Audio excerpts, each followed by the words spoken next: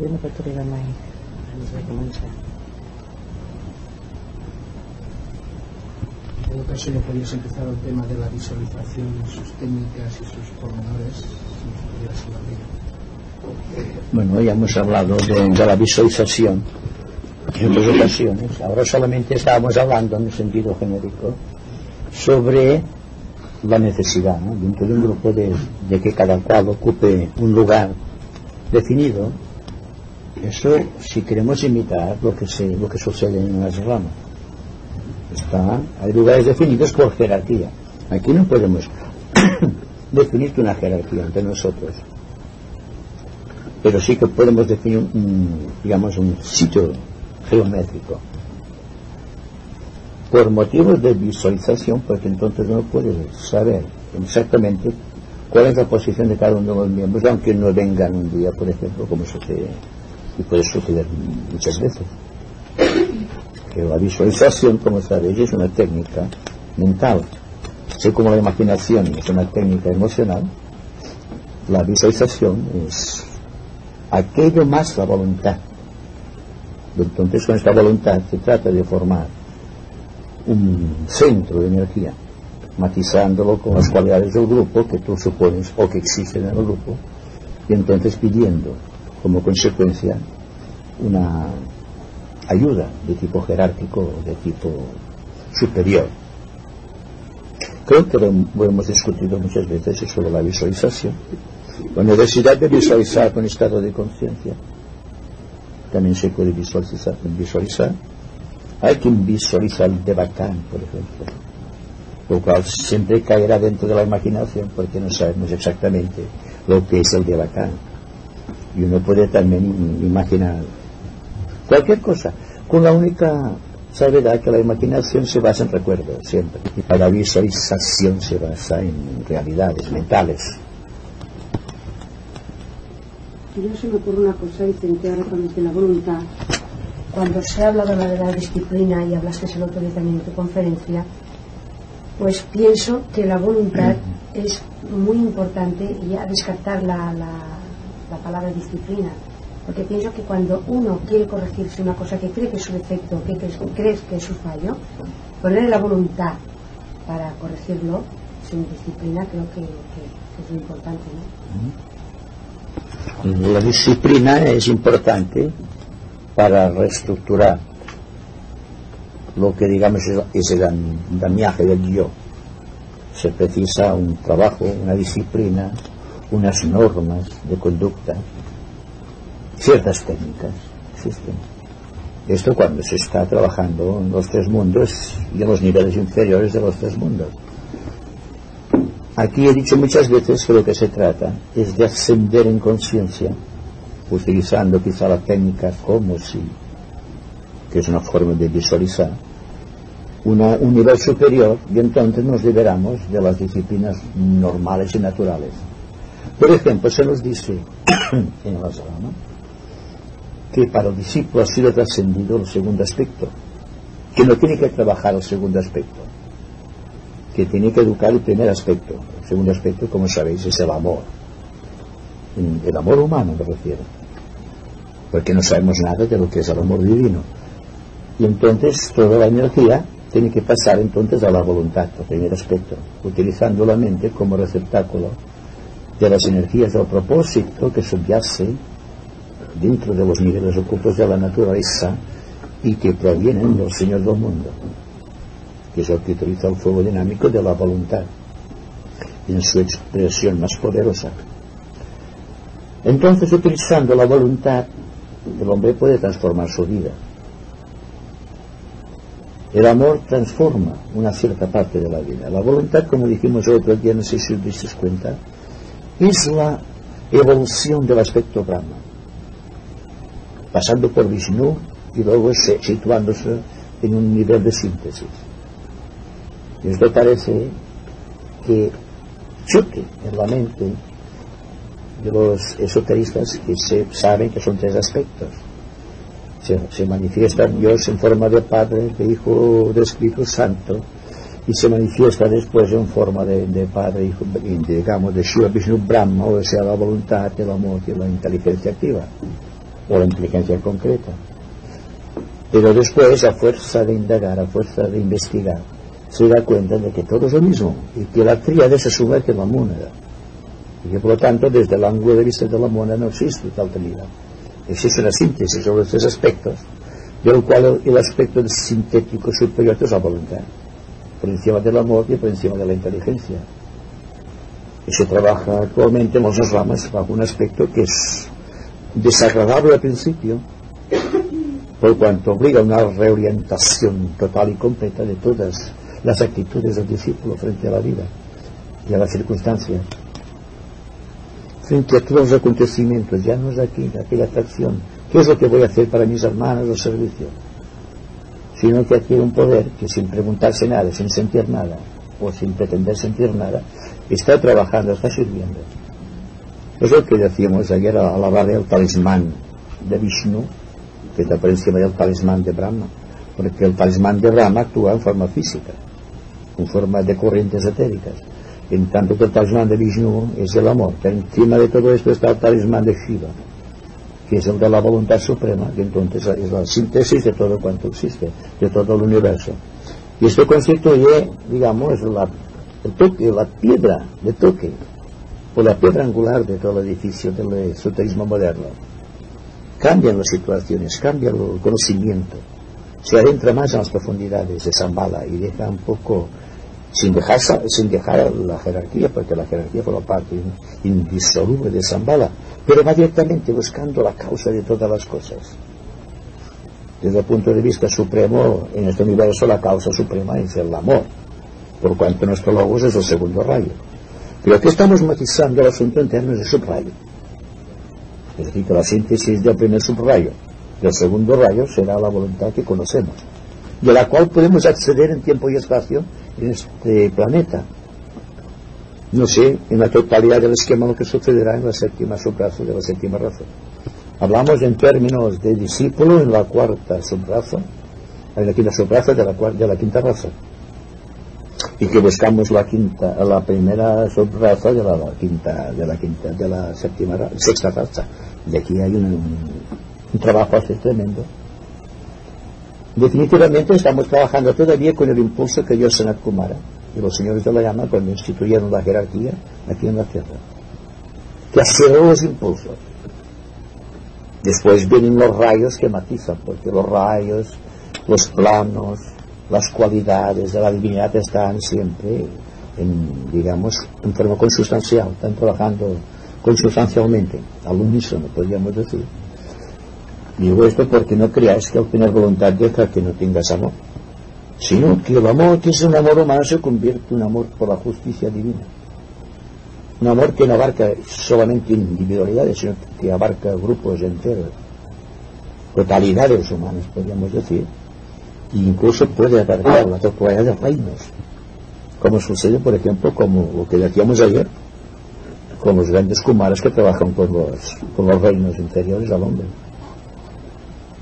Y la idea del talismán puede ser de indicación que cuando hablamos del talismán de Shiva es cuando utilizamos la voluntad como talismán sagrado, y a través del talismán sagrado de la voluntad los demás talismanes se agrupan, se armonizan y entran dentro del campo de la síntesis. Entonces vemos una esfera luminosa dentro del cual están los tres aspectos refundidos. Y entonces es cuando hay un punto que es el talismán supremo, que es la mónada, que irradia desde ahí. Sabes que una vez la mónada se ha enseñoreado de todo su equipo, desaparece la tríada, desaparece el yo, desaparece todo, solamente queda la mónada y su expresión, si la hubiera, en el plano físico. No pasa por ningún principio. Los principios se han extinguido en este caso, solamente que el principio único, el principio de síntesis. Ahora bien, vamos a matizar un poco más en el asunto, digamos, de lo que nos interesa. Es que la voluntad, la visualización, son casi términos sinónimos.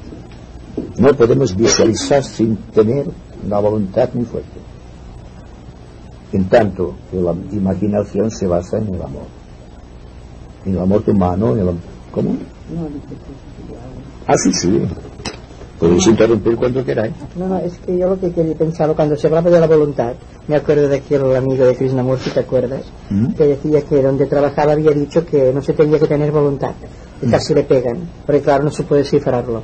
Yo pensaba que la voluntad no quiere decir tozudez, pero para poder emplear esta voluntad, que no es una tozudez, hay que estar entonces ya en un plano equilibrado, cuando menos, haber hecho un discernimiento, una visualización a nivel no completamente de los deseos personales, para poder saber que cuando se obra con una voluntad auténtica,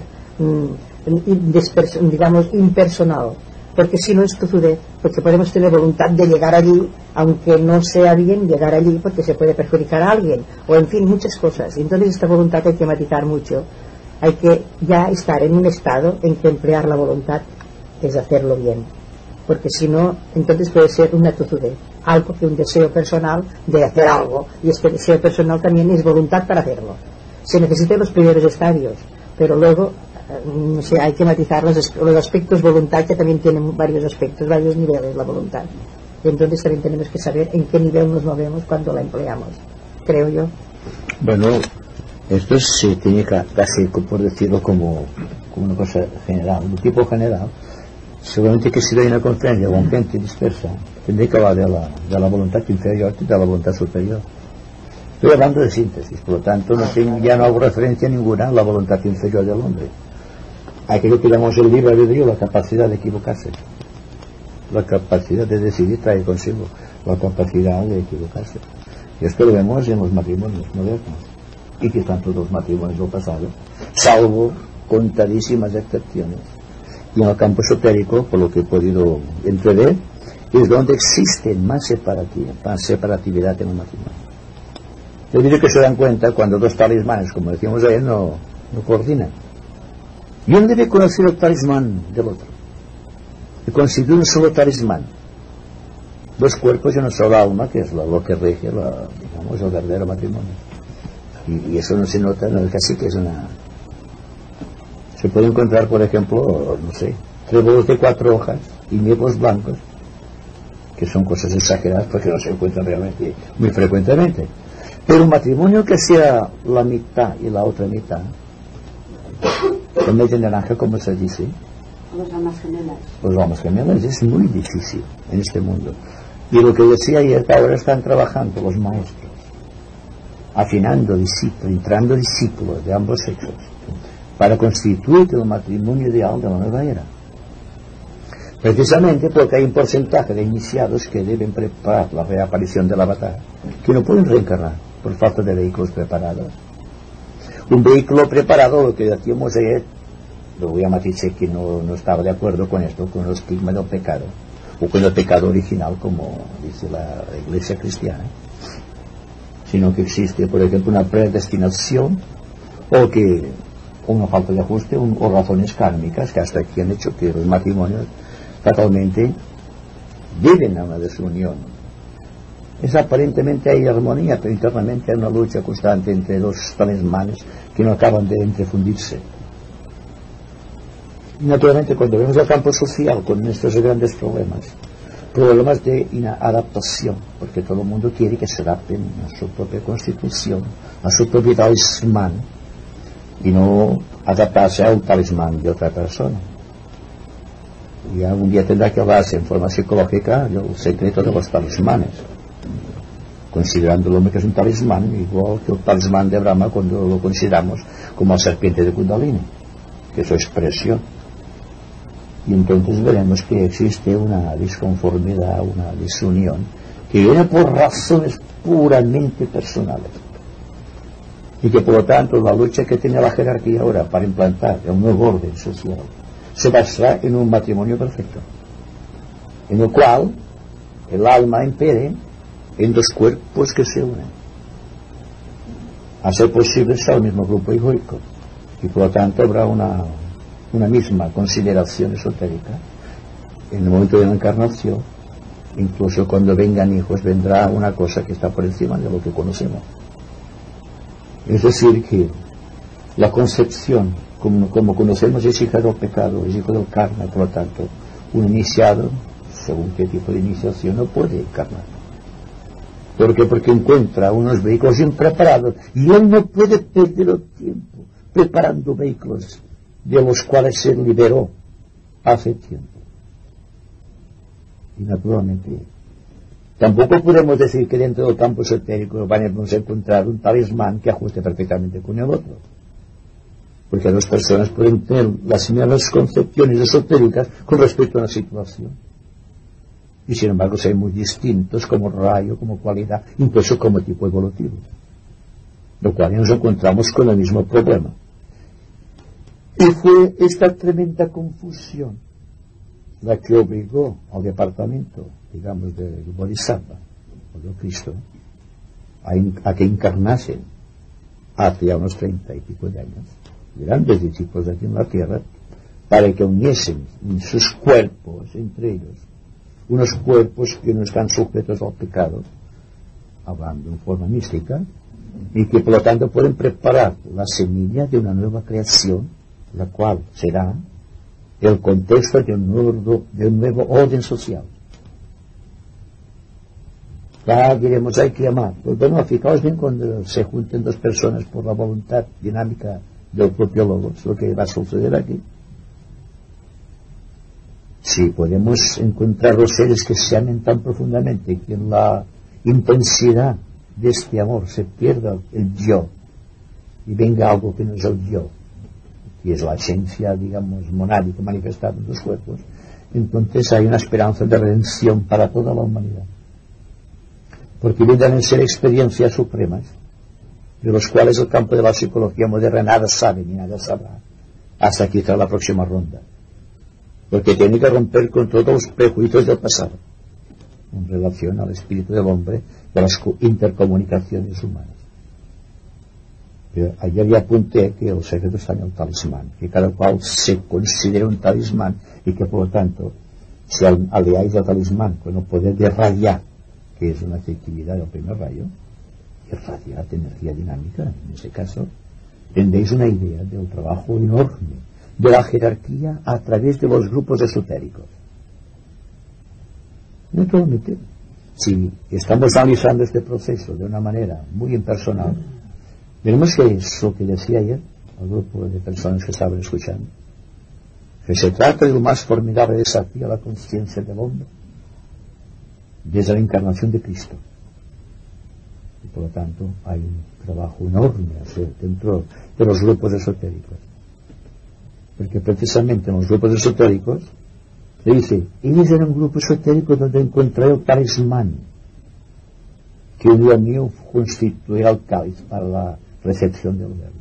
Y no sucede así por lo que os decía, porque los grupos esotéricos, hasta donde he llegado a percibirlo, son todavía un producto del pasado.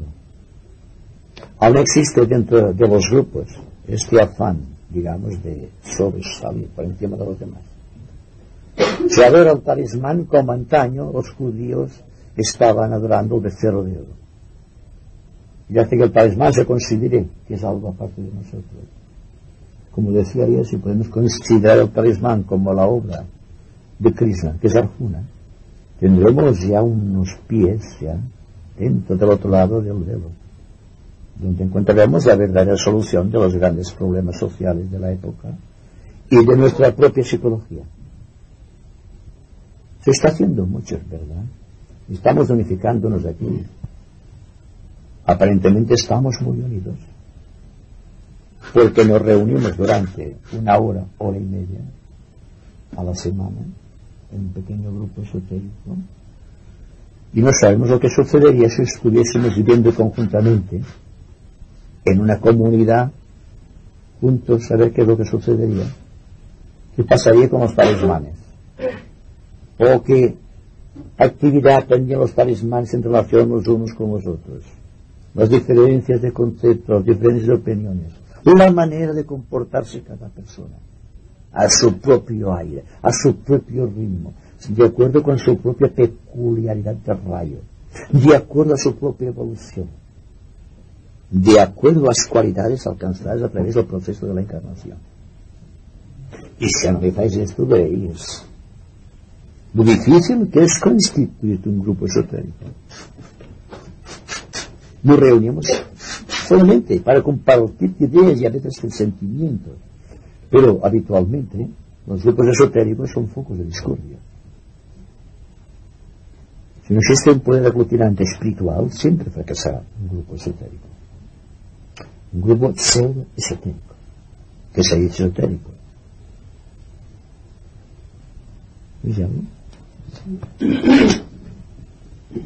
Existe dentro de, por ejemplo, la línea budista mahayana, el dicho de que nosotros somos un reflejo de él, de lo superior, del ego, del alma. El maestro tibetano, en uno de sus libros, dice: no existe la casualidad. Entonces, ligando ambas cosas, y yo supongo la pregunta un poco de siempre, el libre albedrío no existe. Existe un predeterminismo, en fin, prácticamente me atrevería a decir que absoluto, mirándolo desde lo absoluto. Entonces, vemos que nosotros somos simplemente una máquina, un robot, que perfectamente cumple con una misión predeterminada. Entonces, todo este detalle de esforzarse, de no esforzarse, de ser bueno, de ser malo, entonces es simplemente un papel que estamos desarrollando dentro de un teatro del mundo. Entonces, esto del premio, del castigo, de la evolución y de la involución y todo esto, es simplemente una gimnasia, podríamos decir, mental, que indudablemente conlleva un condimento especial que no tiene otra gente que está cumpliendo con la misma precisión un plan premarcado de antemano. Entonces, claro, volvemos a lo de siempre. El Padre, Dios, es nuestro Padre, aunque no aceptemos que nosotros somos hermanos. Entonces, el hecho de la separatividad, el hecho del individualismo, todo eso está también perfectamente programado. Entonces, nosotros, por decirlo así, ¿qué es lo que aportamos a este gran ser? Decía este maestro Eka, que nosotros somos los ojos de Dios, ¿no? Cristo decía: Dios está en vosotros. Entonces, ¿dónde existe? ¿Hasta qué punto podemos valorar nosotros el libre albedrío, el pecado, la voluntad incluso? ¿Tienes mi pregunta? Esto, analizándolo desde los más remotos cimientos, vemos que obedece también al karma del propio Logos.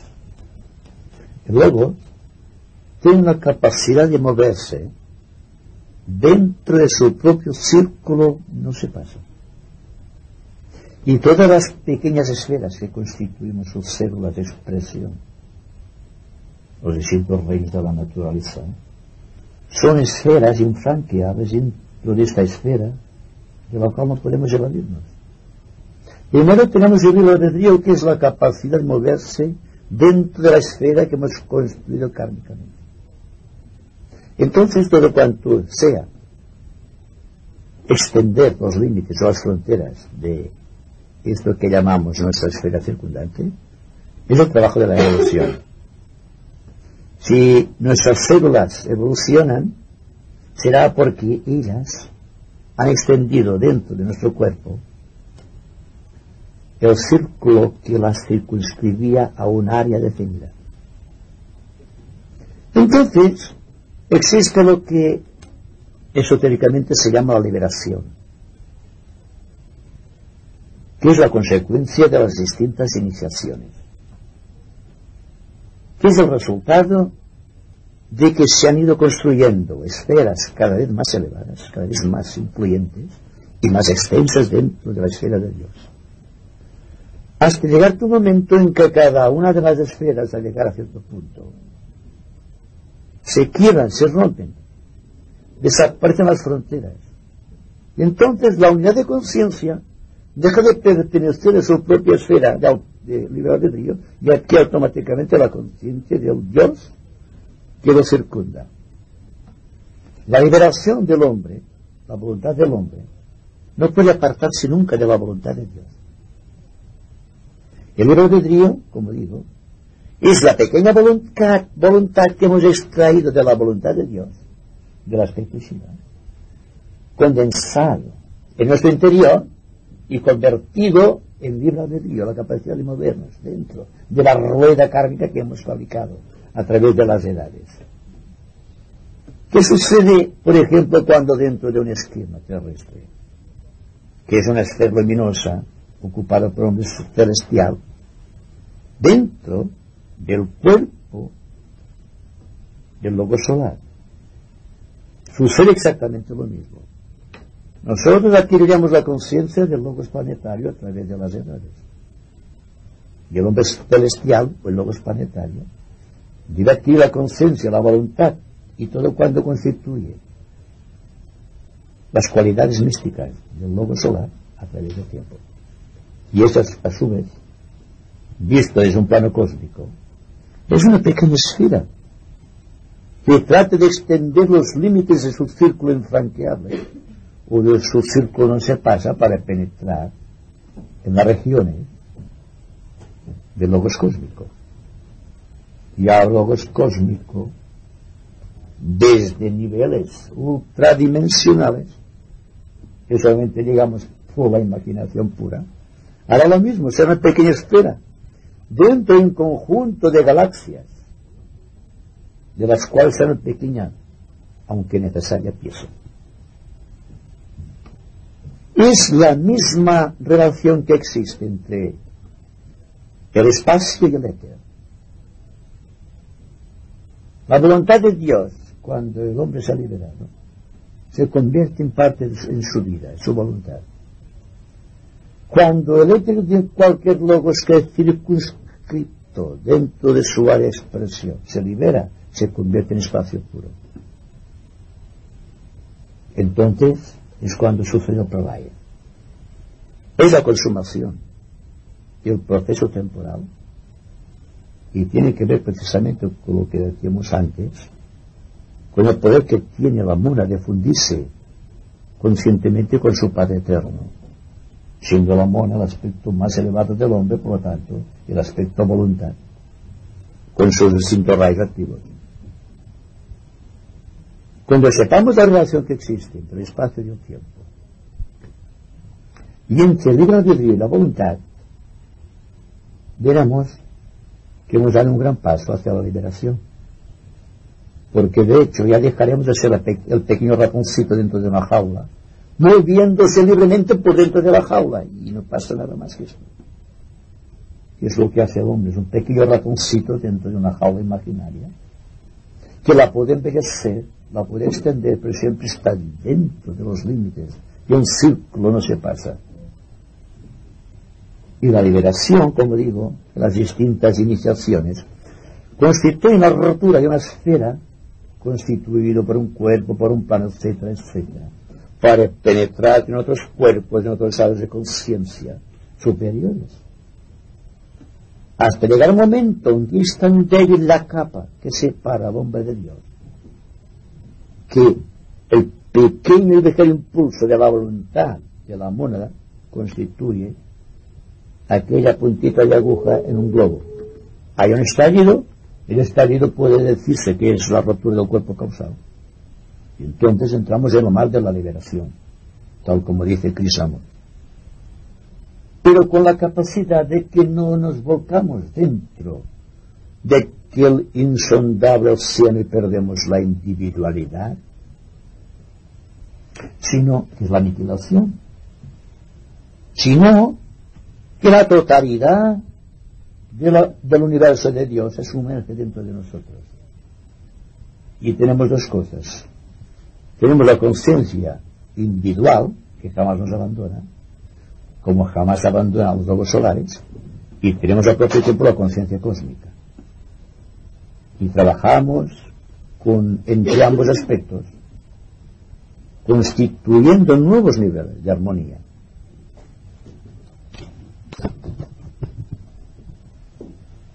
En todo caso, me gustaría comentar dos aseveraciones de Ramón de hace 15 días con Saludos al Día. Una fue que la primera raza trató de integrar el cuerpo etérico con el físico, y la otra era que el ashram tenía un horario de 10 de la noche a 5 de la mañana. ¿Puedes comentar esto, por favor?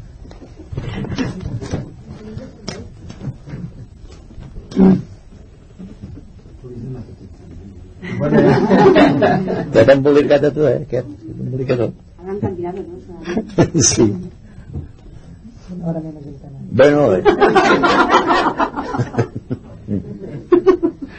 Bueno, no voy a barrarlo porque ya se sabe. Pero las horas asignadas en los eslamas depende de las latitudes, depende de la evolución de cada uno de los chelas que están sujetos a entrenamiento. Cuando un discípulo está en el corazón del maestro, no tiene un horario definido, porque el maestro puede encargarle una misión definida en cualquier momento del tiempo. Ahora bien, las horas donde suelen ser aleccionados, y muchos de vosotros tendréis alguna ráfaga, algunas veces de recuerdo sobre ese aspecto, es cuando el cuerpo está descansando. Entonces hay una desarticulación de las neuronas del cerebro que permite la expansión o la huida del cuerpo etérico con la conciencia. Entonces el cuerpo etérico se queda flotando encima del cuerpo físico y a través de su trama, el yo, la conciencia de yo, se sumerge, digamos, en las incomensurables avenidas islámicas donde recibe entrenamiento. Y esto hemos hablado ya de las esferas de Shambhala. Cada esfera es un nivel de enseñanza, si vamos a mirar las cosas tal como son. Y vemos que hay maestros y profesores porque en todos los lugares del mundo existen horarios distintos, por la ley de los meridianos. Por lo tanto, el maestro se ha agenciado un sistema más práctico. Y es que se ha fabricado con materia etérica el cuerpo etérico de un discípulo, el que mejor le interese, o el grupo de discípulos con los cuales mantiene más relación. Y a través de aquella imagen etérica pueden enviar telepáticamente mensajes al discípulo, el cual a su vez utiliza la telepatía como sistema de contacto con el maestro. Resumiendo, solamente están sujetos a horarios los neófitos, los probacionistas, que son los que se refiere al maestro tibetano, porque hay pocos discípulos realmente, en comparación, quizá hay muchos más que cuando escribió los libros, diga hace unos 40 años más o menos. Perdón, ¿y esos qué horarios tienen? No, yo no sé. Yo digo lo que sé. Yo de lo que sé me afirmo y doy fe de ello. Además me hago responsable de mis afirmaciones, lo cual no todo el mundo puede hacer. Porque hacerse responsable es caerte en la tentación de la autoglorificación. Y si tú no puedes demostrar aquello que estás diciendo, no te sirve para nada. Solamente para hacer el ridículo cuando el tiempo se presente o la oportunidad se presente. Y así han sido desenmascarados muchos maestros falsos y muchos falsos gurús, porque no tienen contacto con la jerarquía, ni tienen contacto con el maestro, ni saben nada de nada. Porque un discípulo es la rareflorescencia de karmas pasados, como el maestro es la rareflorescencia de una legión de investigadores esotéricos.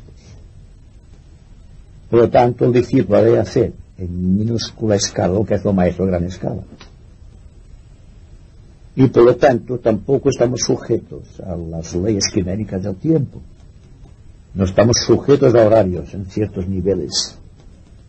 Por lo tanto, esto ya queda solamente para las personas que están... Y la extensión del tiempo también debe ser distinto, porque lo que nosotros pensamos que es una hora de sueño, en la rama supone otra... O sea, el tiempo es diferente. Sí, naturalmente.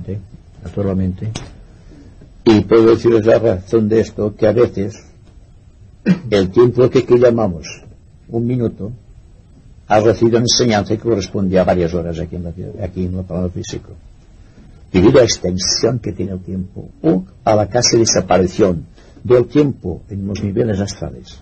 Y fijaos bien cuando se habla de nivel mental, porque nuestro cerebro tridimensional, que es el que recoge la experiencia, si no está muy afinado con aquello que está viviendo, no registrará nada. debido a la desigualdad de vibración entre un plano y otro, y a la escasa evolución de las células del cerebro. Quizás sorprenderá que hay iniciados que no saben qué lo son, debido a que en esta vida no ha alcanzado todavía un perfecto, digamos, desarrollo de las células que registran la memoria astral y mental o de los planos subjetivos. Por lo tanto, hay personas, hay discípulos, digamos, en observación o aceptados, que de lo poco que están viviendo lo registran perfectamente porque han educado, debido a razones puramente físicas, la capacidad de alcanzar aquel poder y el conocimiento y de registrarlo con hechos y circunstancias. Habitualmente el discípulo se basa en simbolismos, en la incapacidad de vivir realmente la experiencia física de lo que ha vivido astral o mentalmente. Se forja ideas. Una imagen en el plano mental, al pasar por la distorsión acuosa del plano astral, lleva una imagen muy deformada al plano físico.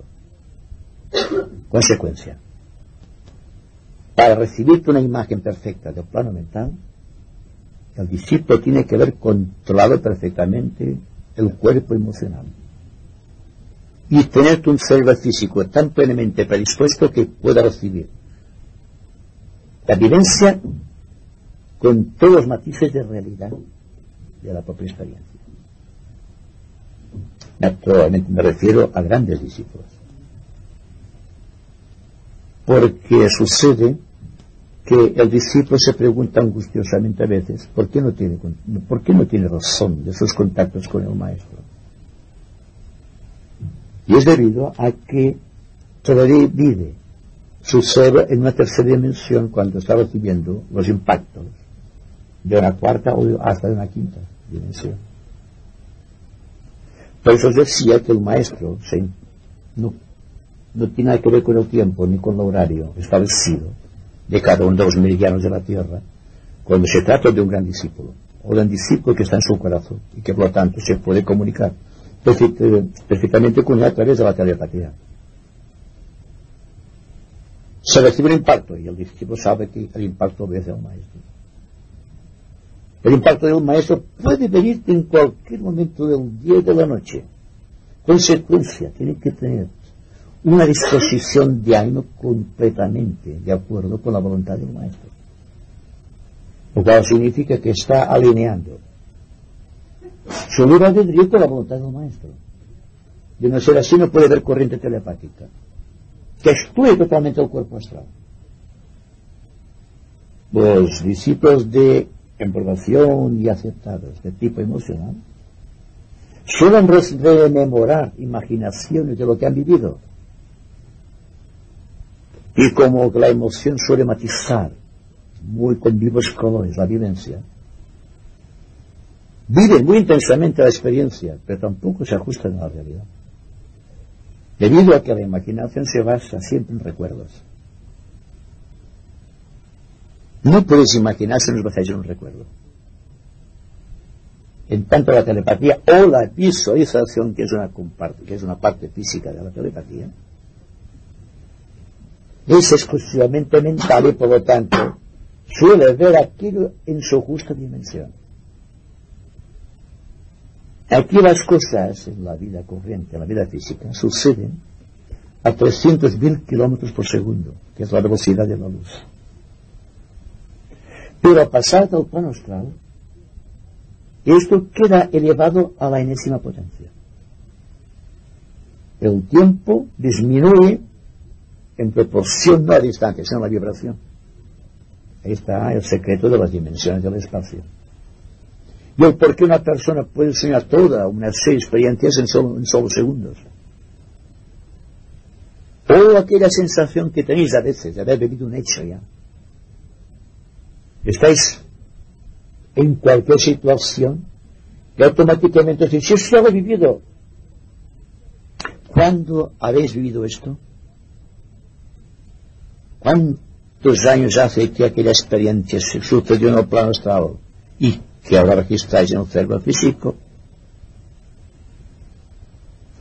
Es decir, que si analizáis el problema del espacio y del tiempo sucede dentro de nosotros mismos. Y de esta manera tiene que haber un equilibrio espacio-tiempo para que suceda la verdadera telepatía. Para que el discípulo pueda recibir sin ninguna obstrucción, con toda claridad, una impresión telepática del maestro. Cuando el discípulo no tiene todavía desarrollado una cierta área del cerebro, puede recibir impactos telepáticos, pero creyendo que son del mismo, que proceden de su propia conciencia, pero que entre esas que actúe de acuerdo con la impresión telepática. Y así sucede frecuentemente en muchos discípulos. No depende de la evolución del discípulo, depende de una condición kármica que se está, digamos, desarrollando aquí en estos momentos. ¿Dónde hay el simbolismo? Porque decíamos el otro día que cuando el discípulo tiene una vaga impresión de su contacto con el maestro, lo registra en forma de sueño. Y entonces viene aquello que psicológicamente se llama trueque de personalidades. Y la personalidad de un maestro se convierte en un profesor que te da clases de no importa qué asignatura. Por si has visto a un maestro tener un contacto, ¿por qué no? Se manifiesta como una persona llena de luz que se encuentra por la calle que te da una instrucción. Es decir, que en este espejo mágico donde se reflejan todas las cosas, hay unas áreas definidas para el conocimiento del discípulo que están siendo constantemente investigadas. Y parte del contexto de la enseñanza del discípulo para esta era consiste en ser telepático. De medida que vayamos educando la visualización, que es la voluntad del hombre sobre la mente, se hace telepático. Porque en la visualización se elimina el cuerpo emocional, en tanto que en la imaginación se elimina la mente. ¿Podéis comprender esa dificultad en muchos de vosotros y en muchos discípulos mundiales? De que existe realmente un poder imaginativo más poderoso que el poder mental de visualizar. Y no obstante, la jerarquía visualiza las situaciones de la humanidad, las situaciones de cada uno de los reinos. Y en esta visualización está el poder creador que lleva adelante aquellas ideaciones y las hace prácticas. Y así han surgido los mundos, y han surgido los reinos de las especies y las razas, a través de visualizaciones concentradas de entidades que están por encima del mundo, por encima del universo y por encima del sistema cósmico, pero que están obedeciendo todos como una máquina perfecta a la misma ley del movimiento, el de rotación, de expansión cíclica. Mi pregunta iba un poco, ya lo has detallado, entonces me gustaría todavía puntualizarlo más. Era un poco el paralelismo de estas dimensiones extradimensionales, por decirlo así, con nuestra cuestión de espacio-tiempo, ¿no? Es decir, si nosotros pasamos en teoría a una cuarta o quinta dimensión, el espacio y el tiempo no existen. Bueno, existen, pero quedan totalmente alterados. Por lo tanto, automáticamente creo que también los horarios no existen. Es decir, ¿cómo voy a percibir un horario de un ashram en cualquier meridiano? O sea, teóricamente están siempre abiertos, ¿no? Vamos a ver, siempre es de 10 a 5 en cualquier meridiano, ¿no? Ahora bien, pasando a esta cuarta o quinta dimensión, el espacio y el tiempo se han alterado tanto que, por decirlo así, no existe ni el tiempo ni el espacio. Por lo tanto, yo puedo acceder a los amas o cualquier probacionista, o incluso me atrevería a decir que no sé, un homus erectus cualquier individualizador puede asistir al ashram en cualquier momento que sea llamado, sin que sea el horario. Como tú dices, una impresión a cualquier hora del día. Es decir, que los horarios, en el sentido estricto de la palabra, quedan suprimidos.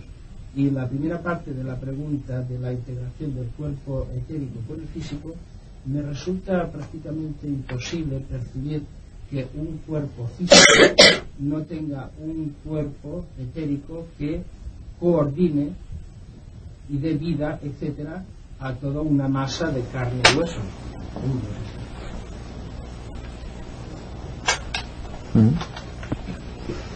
Bueno, la relación espacio-tiempo yo creo que existe en todos los planos, porque nuestro universo es físico y por lo tanto el tiempo existe, aunque en unas dimensiones que desconocemos. Pero si analizamos ya el asunto científicamente, vemos que el espacio siempre indica campo de creación y el tiempo es movimiento dentro del espacio, pero que existe un factor coordinador entre tiempo y espacio, que es la conciencia, la del hombre, de un logos. Desde el momento en que un logos fija su atención en un punto X del espacio y empieza a construir con su talismán de Brahma la primera nebulosa que constituirá el universo por condensación de substancia, ya existe el espacio y el tiempo. Esta nebulosa se extenderá en el tiempo hasta que un círculo no se pasa. Dentro de este círculo se pasa, hay tiempo. Entonces el espacio está más allá. Pero dentro de este espacio y tiempo, creado por el Logos, hay un sistema de coordinación inteligente. De síntesis, podemos decir, que efectúa el Logos y que llega un momento, un sistema de coordinación inteligente de todos los creadores de Logos. Cuando la creación ha llegado a su punto máximo, lo cual implica que ha sido plenamente consciente en todos y cada uno de los puntos dentro de su círculo no se pasa, entonces desaparece el tiempo. Y se sumerge la conciencia en el espacio, aparentemente sin tiempo, que es el pralaya, donde no tiene noción de tiempo, no tiene edad. La experiencia del Devachan, de lo cual tendríamos que hablar un día, es muy interesante, porque el individuo se ve tal como él quiere verse. Se verá joven, agradable, con todas las cualidades. Pensar en este espacio sin tiempo es hacer. No existe el conflicto entre la idea y la acción. Pensar y hacer son la misma cosa. ¿Dónde está el tiempo cuando existe la simultaneidad entre el hacer, el querer y el hacer? Porque lo que nos da noción del tiempo es la distancia que hay entre un pensamiento y su realización, o el espacio entre vosotros y yo que tengo que recorrer. Entonces medimos el tiempo en términos de distancia. Si la distancia es corta, el tiempo será corto, y si la distancia es larga, el tiempo será largo. Así que el tiempo es el de las órbitas. Nosotros tenemos una órbita de 20, digamos, de un año alrededor del Sol y de 24 horas alrededor de nuestro propio eje, dentro de nuestro planeta. Pero Plutón, que tarda tantos años en dar la vuelta, ¿cuál será la dimensión y el tiempo en aquel planeta? Si están sujetos como nosotros a la misma concepción del tiempo. Si analizáis esto, veis que es científico puro. Y cuando empecemos a ver la cosa científicamente, automáticamente la conciencia entrará en otro plano, que no sea el plano emocional, dentro del cual nos estamos constantemente moviendo, sino que habremos abierto las puertas de otra dimensión, Y naturalmente, cuando pasamos de la tercera dimensión a la cuarta dimensión, nos da la sensación de que no existe el tiempo. Pero cuando somos objetivos y autoconscientes, dentro de la cuarta dimensión, nos damos cuenta de que ahí también existe tiempo.